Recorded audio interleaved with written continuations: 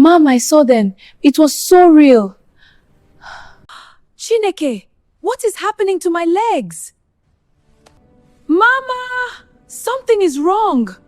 Oh God, Ugoma, my daughter, it has begun. Began? What has begun? Mama, talk now. Whispers of Secret Tales. Ugoma had just turned 20. That morning, as sunlight filtered through the thin curtains of her room, she stretched lazily and prepared to get ready for her first week at vocational school. She reached for her cream-colored wrapper, humming softly, and walked into the bathroom.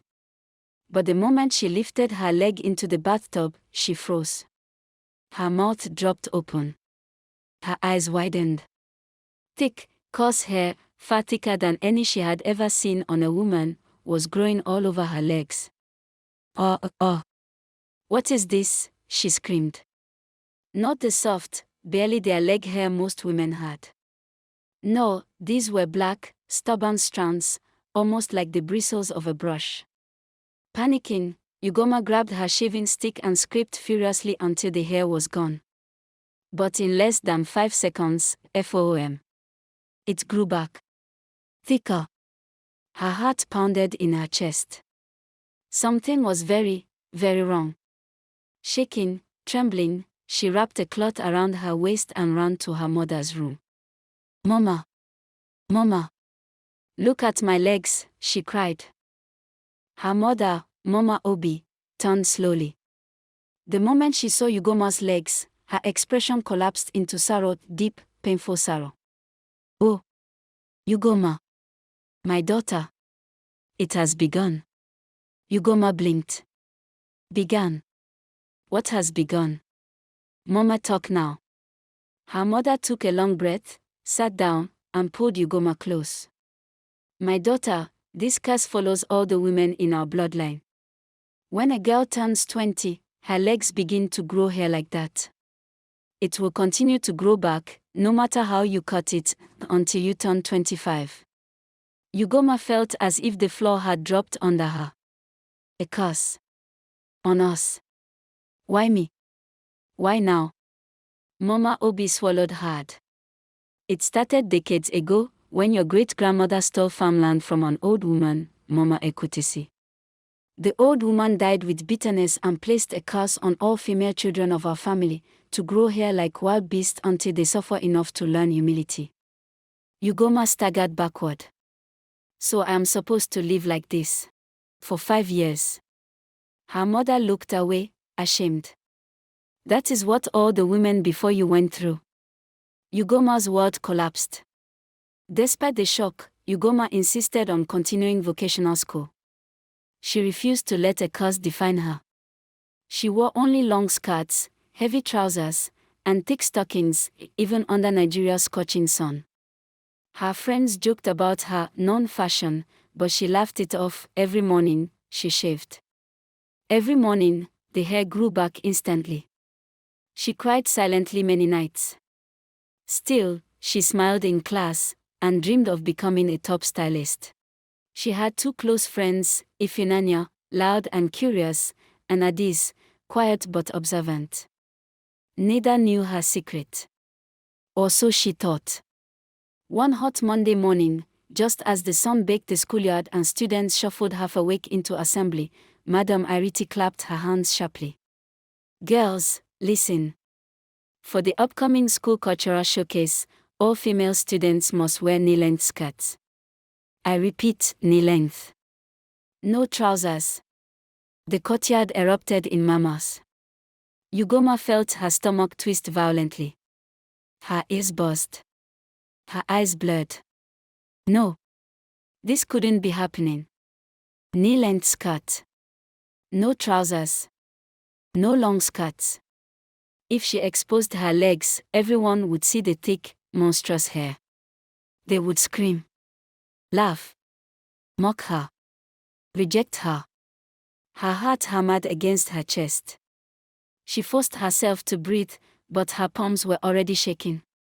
She tried to melt into the crowd, hoping no one saw how pale she had suddenly become. Later that morning, Ifunanya and Adis talked during break time. Ifunanya and Adis leaned against the mango tree behind the classroom block. Ifunanya sucked her teeth loudly. Did you hear what Madam Ariti said? Knee-length skirt. I would love to see what Ugoma would do now. Adis frowned. Why are you mentioning her name like that? Ifunanya folded her arms dramatically. Because it's strange, Adis. Very strange. Have you ever seen that girl's legs? Every day, trousers. Long skirts. Even on days when the sun is hotter than hell, she will still wear socks like someone going to London winter. Adis rolled her eyes. Ifunanya, I beg leave the girl alone. Some people like covering up. It doesn't mean anything. But Ifunanya leaned in, lowering her voice. It does, Ada. Remember that day last month? When Chidra mistakenly spilled Fanta on her skirt. Adis thought for a moment. Yes, I remember. She went home quickly. Quickly. Ifunanya scoffed. That girl ran. She didn't even wait to clean up. Just grabbed her bag and disappeared like somebody was chasing her. A harmless spill, Adis countered. Stop exaggerating. But Ifunanya was not done. You didn't see the way she looked, like she was terrified someone would lift the skirt and see something. And those socks she always wears. Even when everyone is sweating as if they are being roasted, she still wears them. Don't you find that odd? Adis shook her head firmly. You and your gossip. Leave Ugoma alone. Not everyone likes people poking into their lives. But Ifunanya was already distracted, her eyes narrowed in suspicion, her mind spinning with curiosity. Adis sighed. I'm serious, IFU. Don't start your antics. Ugoma hasn't offended anyone. Ifunanya gave a fake smile. Of course. I won't do anything, but Adis knew that smile. It meant the exact opposite. That week, Ifunanya's curiosity grew into quiet obsession. Whenever Ugoma excused herself for the washroom, Ifunanya found a reason to pass by. Whenever Ugoma stayed behind after class, Ifunanya lingered too, pretending to look for something. She followed her at a distance down the hallway. Watched her adjust her long skirts nervously.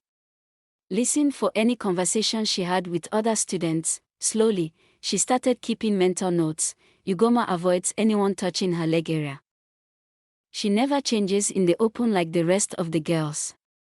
She never lifts her skirt past her ankle, even accidentally. She checks her socks constantly. Ifunanya's suspicion was cemented one afternoon. She watched as Ugoma entered the washroom with her school bag. 10 minutes passed. 15. 20. Huh. What is she doing inside there?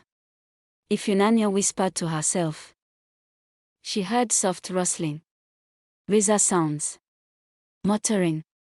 And then hurried shuffling. Ifunanya gasped quietly. Something was definitely wrong with Ugoma, something big.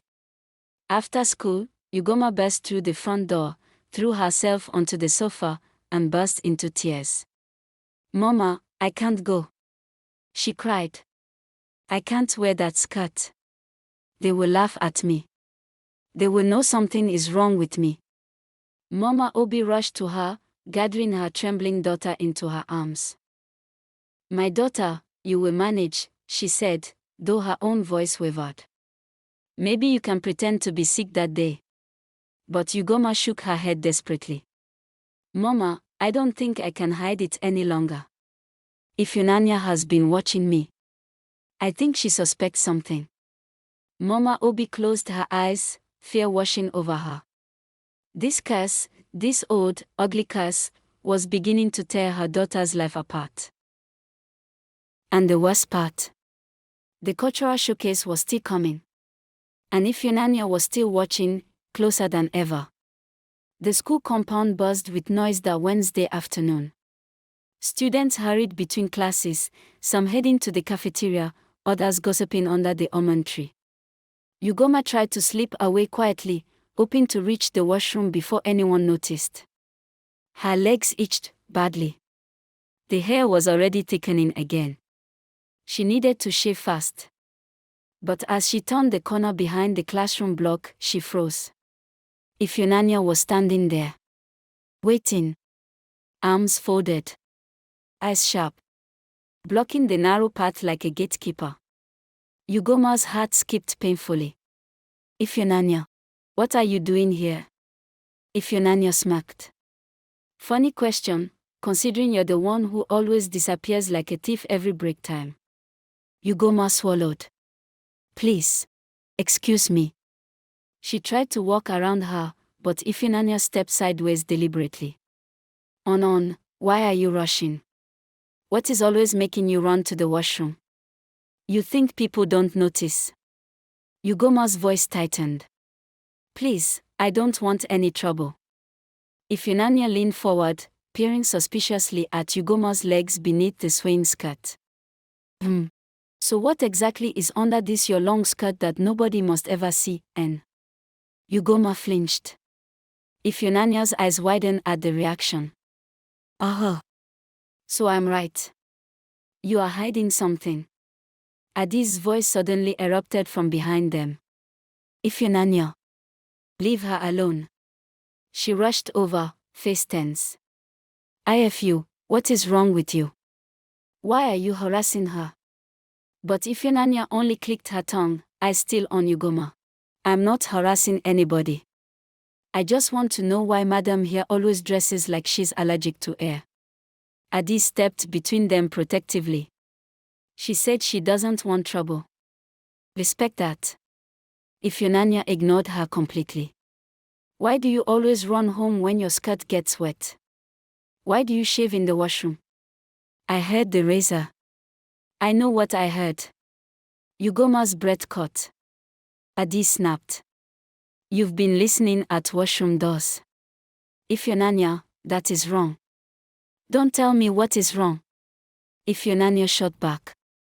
I've been watching her for weeks. Something is off. And I'm going to find out what it is. Ugoma felt heat rising in her cheeks. Shame. Panic. Fear. The curse itched beneath her skin. Ifeanyi, please stop, she managed weakly. You don't understand.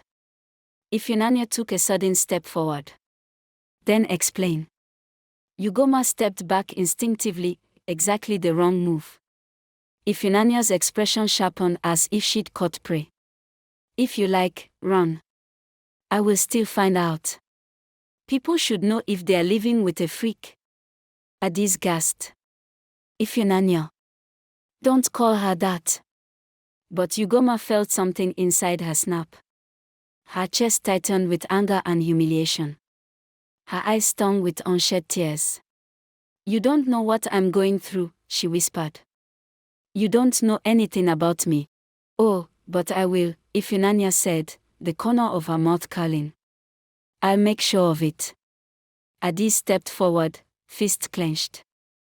If you don't leave Ugoma alone, you'll answer to the principal. I mean it. Ifeanyi scoffed, but she backed up a few steps. Fine. Be guarding her. But the day something slips, I'll be the first to expose it. She pointed 2 fingers at her own eyes. Then at Ugoma. I'm watching you. Then she walked away, hips swinging aggressively, head high, satisfied with herself. Silence hung heavy until she disappeared around the corner. Adi turned to Ugoma immediately, voice soft. Are you okay? Ugoma nodded shakily, but tears escaped anyway. Adis. She won't stop. I can feel it. Adis held her hand gently. I will stand by you. Whatever you're hiding, I won't judge you. But Ifeanyi, she's dangerous when she's curious. Be careful. Ugoma wiped her eyes. But even as Adis comforted her, she could feel it. From somewhere nearby, behind the wall, the crunch of footsteps. A shadow. Someone listening. Ifeanyi hadn't left. She was still there. Still watching. Still hunting. The next day, during break time, Ifunanya pretended to hug Ugoma from behind, to apologize for how things went the other day, then suddenly pulled up her skirt hem. Here! Look! Students screamed. Some jumped back. Others burst into laughter. Ugoma wanted the ground to swallow her whole. Phones came out. Pictures snapped. Videos recorded. Her heart shattered. Adis looked horrified, not at the hair but at the betrayal. Ifunanya, what have you done? The school buzzed with rumors. She's a werewolf. She's a banj. She's cursed. She's not even human. Ugoma ran home crying harder than she ever had. She locked herself in her room for hours. That night, something unexpected happened. As Ugoma sobbed, the hair on her legs began to move. Not fall, not grow. Move. Like something alive was breathing beneath her skin. Terrified, she screamed for her mother. Mama Obi rushed in, gasped, and covered her mouth. The curse is evolving, she whispered. This never happened to the rest of us. The hair began to form patterns, like symbols, old, ancient marks. That old woman's spirit is restless, Mama Obi cried. She is calling for something. Or warning us. For the first time ever, Mama Obi admitted her fear. We must see a traditional priest. The curse has changed. The next morning, they traveled deep into Ikaku forest to meet Dibianachi, a powerful traditional priest known for dealing with ancestral matters. His shrine was lit by red candles and cowries. He listened silently as Mama Obi explained. He then examined the markings forming on Ugoma's legs. These are Nzo-Ola symbols, the signs of a land spirit, he said. This curse is tied to stolen land. The spirit is crying for justice. He performed rituals, chanted incantations, sprinkled herbs, and called upon the ancestors. At the peak of the ritual, Ugoma felt a sharp sting on her legs. She passed out. In a dream, she found herself on a hot, sunlit farmland, wide ridges of cassava stretching across red earth. Standing before her was a much younger version of her bloodline, her great-great-great-grandparents, Motsi Ekwim and his wife Nomeka, both in their prime. And across from them stood an old woman, stooped but fierce, her wrapper dusty from kneeling on the soil she refused to leave. Her name was Mama Ekutisi. Her voice, though old, shook with fire. This land, this small piece of land, is all I have left of my family. She cried, clutching the earth with both hands. My husband died working here. My sons bled on this soil during wartime. And now you want to take it from me? Nwamaka folded her arms arrogantly. Old woman, we have already paid the village council for this boundary. Your claim is no longer valid. Mama Ekutisi shook her head, breathing hard. You bribed them. Everyone knows this land belongs to my lineage. Please, have mercy. This is the only ground left where I can plant something to survive. But Motsi Ekwim stepped forward, his face cold. Look around you. I have 5 children and another on the way. This land will secure their future. At my expense, the old woman screamed. Her voice cracked. Tears streamed down her wrinkled face. This is wickedness. You have plenty. I have nothing. Nwamaka hissed under her breath. We don't have time for this. She gestured to 2 strong young men waiting nearby. Remove her from the land. They hesitated only a second. No. Mama Ekutisi screamed as the men grabbed her arms. Leave me. This is my home. My last inheritance. The men dragged her across the dusty earth as her bare feet kicked helplessly. Her headscarf fell, releasing grey hairs soaked with sweat and tears. She pointed a trembling finger back at them. Ekwim. Nwamaka. You will prosper, yes. But your daughters will carry a shame. A shame that will follow their female children until justice is done. Her voice rose like thunder. May the daughters of your daughters grow hair like beasts. May they know humiliation the way you humiliate me today. The air cracked with an eerie stillness. Motsi Equim scoffed. Old woman, go home and rest. But Mama Ekutisi only sobbed harder. This land, this small piece of land is all I had. And you still took it. Let my tears judge you. And with that final scream, she was dragged out of sight. For a long moment, the farmland was silent, until a sudden wind swept across the ridges, bending the cassava leaves in a way that felt unnatural. Ugoma, watching the scene as though she were standing among them, felt her skin crawl. Weeks passed in the vision. Ugoma saw the old woman lying on a raffia mat, thin and weak, coughing violently. Neighbors whispered that she refused food, refused help. Her heart had broken. One cold morning, she closed her eyes and never woke up.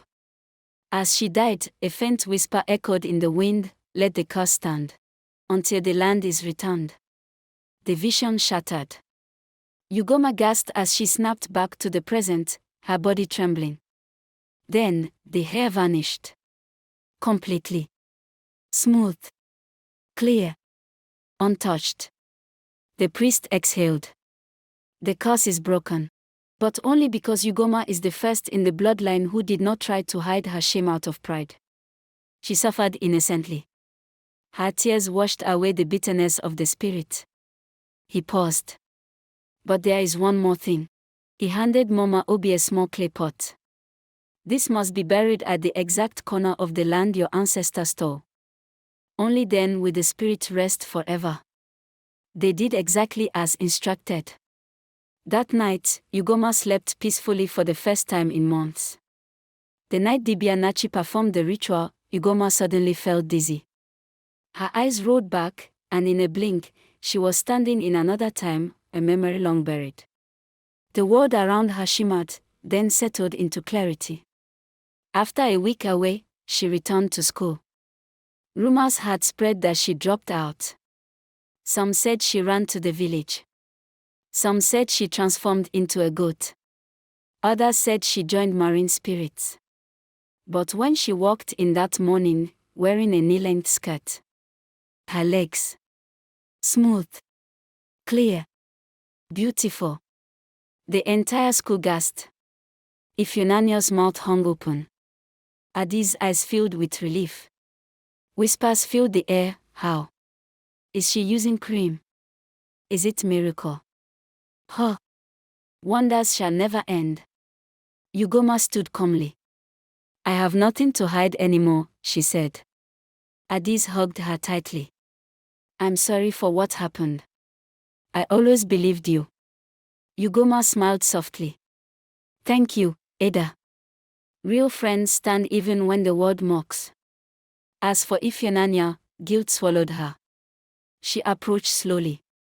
Ugoma. But Ugoma cut her off gently. I forgive you. But don't ever think we will be friends again. And for the first time ever, Ifyonanya cried, yet no one empathized with her. Adis said, I warned you, you didn't listen. Ugoma would never do that to you. The girls walked away with Adis excited that her friend was back in school. The lesson, we need to learn to be content with what we have and never allow greed to control us. It carries grave consequences.